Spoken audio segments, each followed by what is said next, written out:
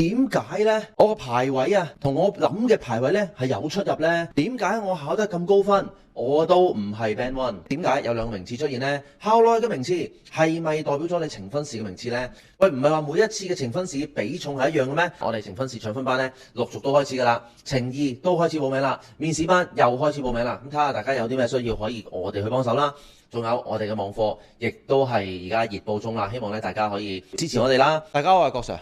每一年咧升中嘅時候咧，好多家長咧都會走嚟問郭 Sir 啊，或者咧有啲疑問啊，點解咧我個排位啊同我諗嘅排位咧係有出入呢？又或者啦，點解我考得咁高分，我都唔係 Band One？ 呢啲問題咧成日都會問，亦都好耳熟能詳噶啦。咁如果有一路睇片嘅家長們呢，應該都知點樣解答噶啦。咁今日就特登拍一條片，同大家分享一下，究竟點解呢得到嗰個呈分試名次嘅時候呢，又或者啦喺你喺5、6年班嘅時候呢，無啦啦呢會有2、3個名次出現咗嘅呢？究竟點解會咁樣，同埋點解會出現呢？今日就一齊分享一下啦。咁記得開始之前 subscribe 我哋 YouTube channel， 撳埋隔離個鐘啦。一有新嘅片會即刻通知你啊！咁究竟點解有兩個名次出現呢？校內嘅名次係咪代表咗你呈分試嘅名次呢？呢個答案係可以係，亦都可以唔係嘅。有啲學校可能啦，佢為咗咧遷就翻其餘嗰4級或者5級嘅同學呢，咁佢哋校內考試呢係有一個特定嘅計分準則嘅，令到咧你嗰個排名呢就可以叫做相對公平啦，又或者係相對地有一個指標性啊，或者有認受性啊。咁但係佢可能呢就同呈分試計分個方法呢有少少唔同噶啦。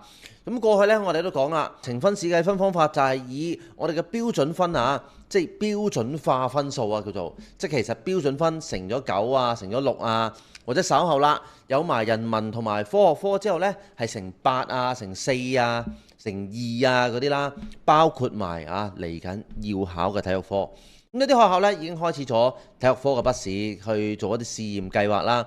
咁睇下啲同學考成點啊，唔好一嚟到呈分試呢就要考體育科呢，好似兵敗如山倒咁樣，乜都唔識啊！但係有啲嘢呢，咁啊郭 Sir 覺得係日常呢，可能你可以準備一下啦，了解一下啦，可能睇多2場波啊，了解多啲唔同項目嘅特性啊，呢啲都有幫助嘅。咁喺你嘅名次上面啦，頭先講緊呈分試，我哋有一個計分嘅準則，點樣排名嘅準則。校內可能亦都有一個計分排名嘅準則。咁呢兩者可能係唔相同，可能係相同。咁亦都有人問到，點解我一次考全級第10，另一次考全級第20，即係第一次呈分試同第二次呈分試啦？點解我2次嘅綜合排名唔係10+20除以2呢？喂，唔係話每一次嘅呈分試比重係一樣嘅咩？喂，但係冇人話俾你聽，嗰10個同學同嗰20個同學嘅排名都係一模一樣噶嘛？所以啦，點解唔會係2次加埋除2呢？個情況正正就係咁樣啦。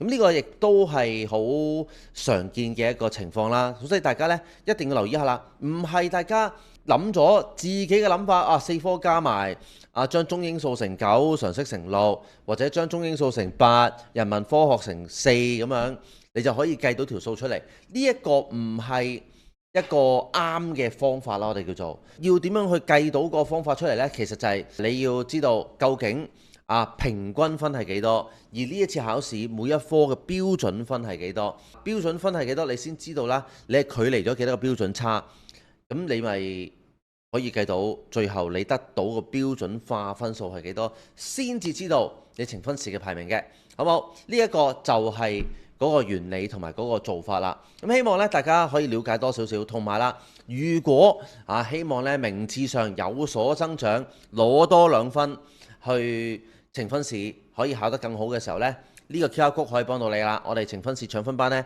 陸續都開始㗎啦，呈2都開始報名啦，面試班又開始報名啦。咁睇下大家有啲咩需要，可以我哋去幫手啦。仲有我哋嘅網課，亦都係而家熱播中啦。希望咧大家可以去支持我哋啦，同埋記住睇多啲我哋嘅片，了解多啲升中嘅機制同埋升中點樣去玩。有唔同嘅學校，亦都有唔同嘅措施去做緊㗎啦。咁究竟有啲乜嘢係啱你或者合適嘅呢？升中我哋就係講求合適㗎嘛。所以啦，呢個 channel 絕對合適你。希望呢今日嘅分享可以幫到大家手。我哋下次呢亦都會有更加多唔同嘅諗法、唔同嘅分享同大家一齊㗎。我哋下次再見，拜拜。